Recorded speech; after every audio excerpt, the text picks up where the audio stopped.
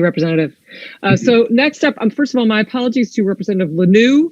He was meant to actually precede Representative Buckby, but I thought he had dropped off the call, and so I was waiting to slot him in later, but that was incorrect. So my apologies to you.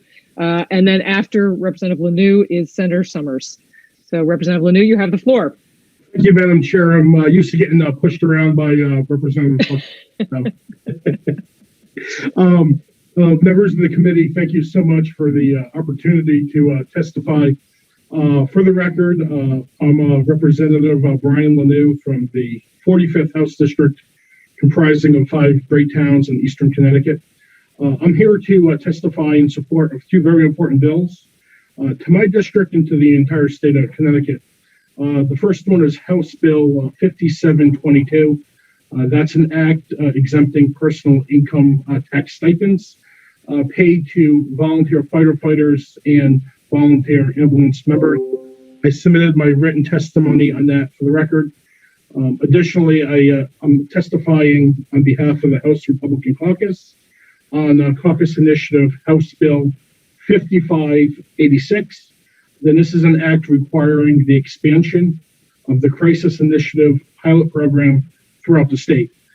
With me is Miranda Mahoney, who's project coordinator for Griswold Pride. This is a very successful program that started off in my hometown of Griswold and is now in a Troop E jurisdiction of the state police. The opioid epidemic has affected all of us in many ways. It has impacted us all. We've had over 1,200 overdoses last year alone in Connecticut.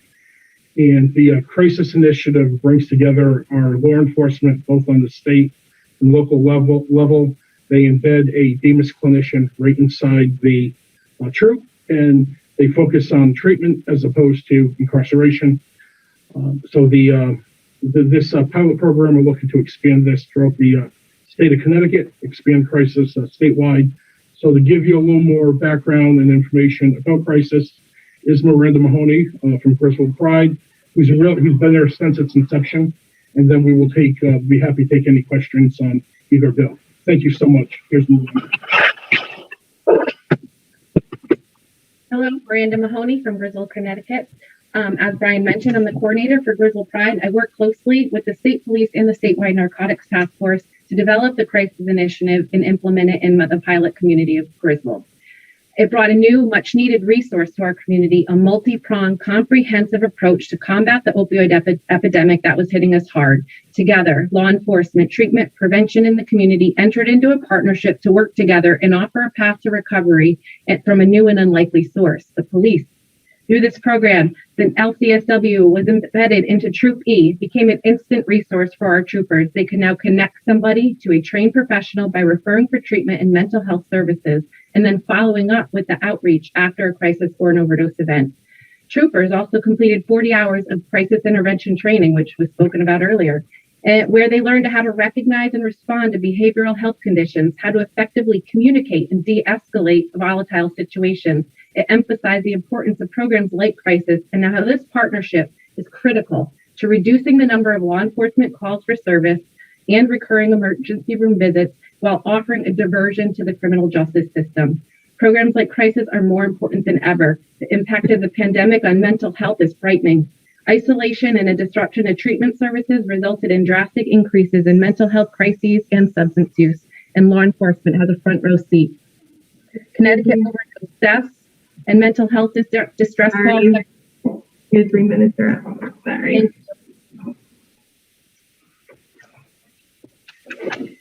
Sorry, please go ahead and finish your thought there. I know it's a lot to pack into 3 minutes. No, thank you. Crisis Initiative can be the bridge to those life-changing services, as well as change the culture of law enforcement, which is so important. It's the biggest benefit of this program because mental illness and substance use are now treated as public health issues and not criminal issues. Thank you. Thank you very much, Mahoney. Questions for Representative Lanoue or Ms. Mahoney? Representative Vail. Thank you, Madam Chair. Good afternoon, Representative Lanoue. I have a question on each of the two bills you mentioned. First, on the Crisis Initiative Pilot Program, I know we discussed this in the past and you've had good success there. Do you have statistics you can share with the members of this committee?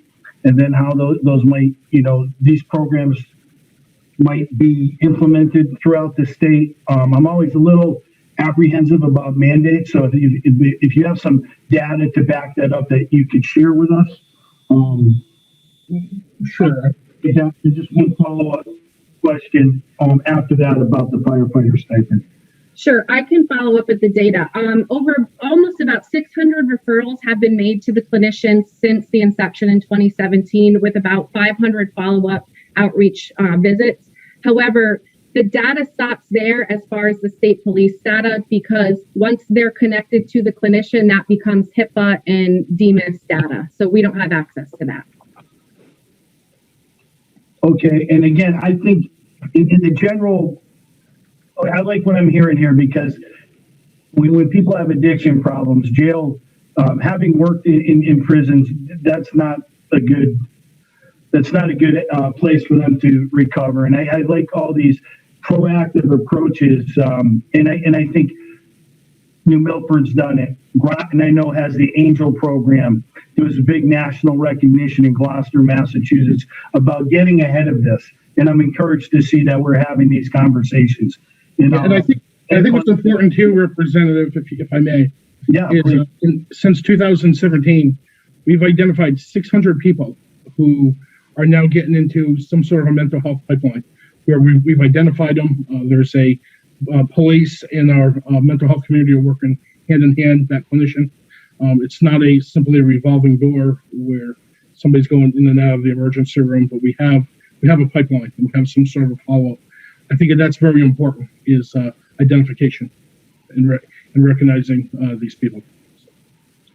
Representative, are you finding that, Senator Austin had mentioned earlier that there's a lack, well, she mentioned mental health had a lack of places, are you finding that there's an ample amount of places for people to go to receive addiction services?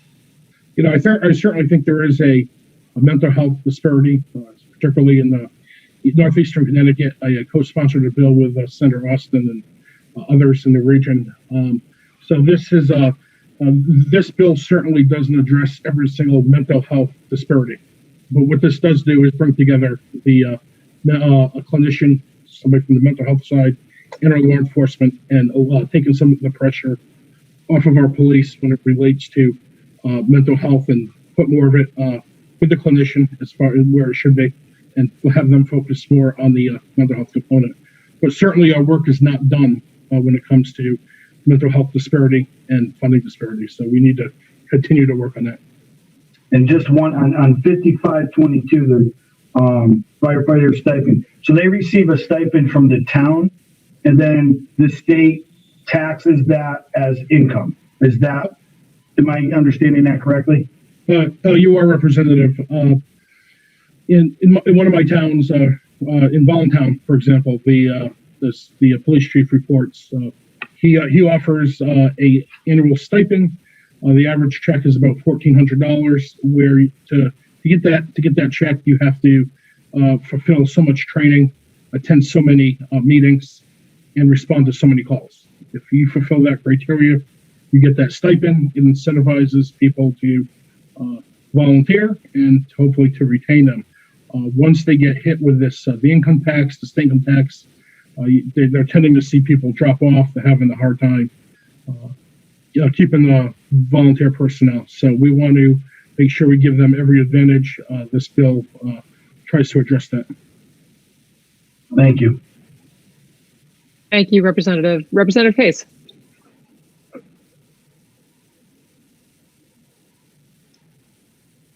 Madam Chair, did you say Hayes? I did. Okay, thank you.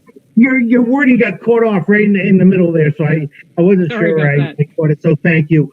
Good afternoon, Representative Lanoue and Miranda. It's always good to see you. You do so many great things in so many communities in Northeast Connecticut. So thank you.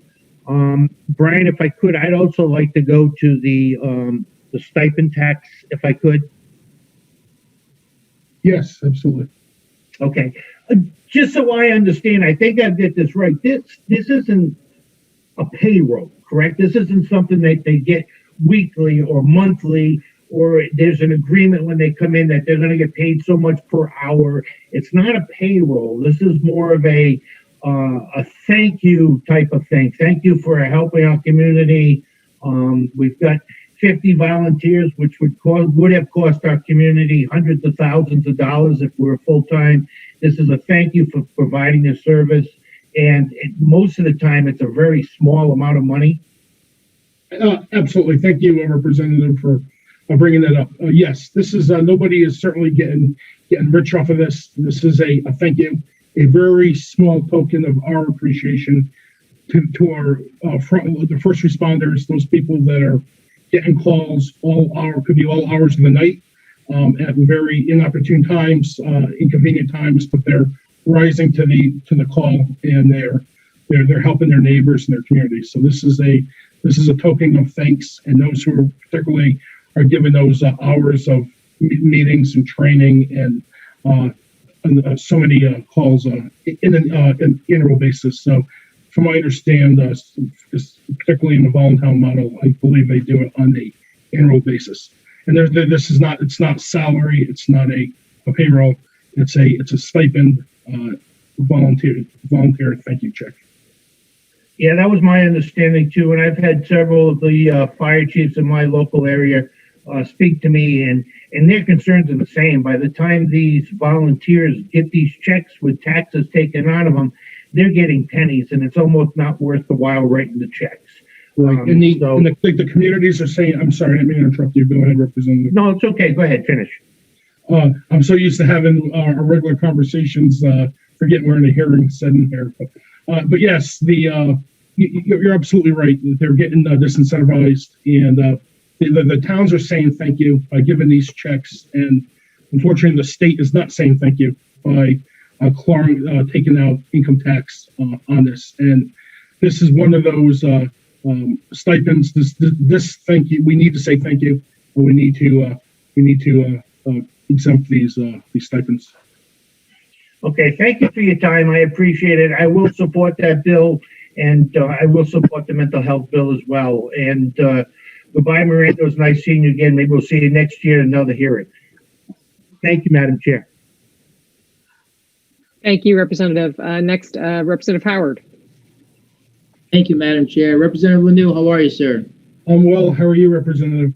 I think we kind of hit on it enough, sir, but I just want to piggyback for my colleagues who may not be familiar.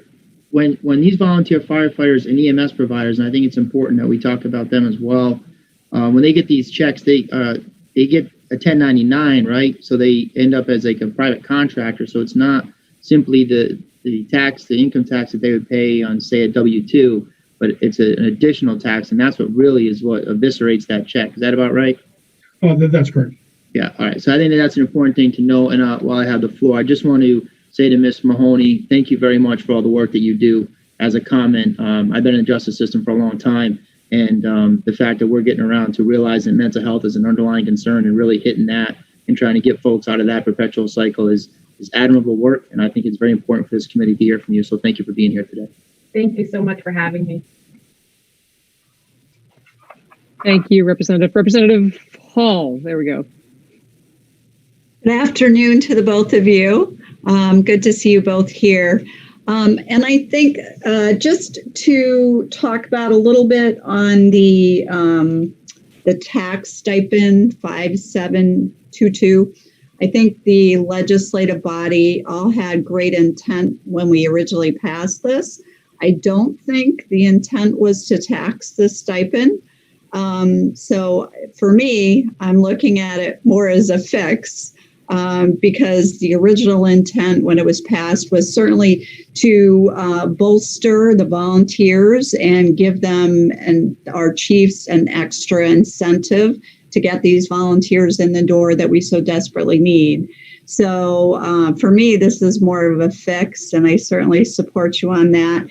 And to Ms. Mahoney, the efforts that you put forth with, the mental health connections and the drug addictions. I think we're all moving, and I think we're moving a little slower than we want to move towards treatment and not incarceration. So I think we're getting to the point where we all understand the need, and I applaud you for your efforts. So I don't want to be redundant, but I do want to thank you both for coming, and you certainly have our support, my support on both these bills. So thank you. Thank you, Representative. Thank you, Representative. I just as one question about the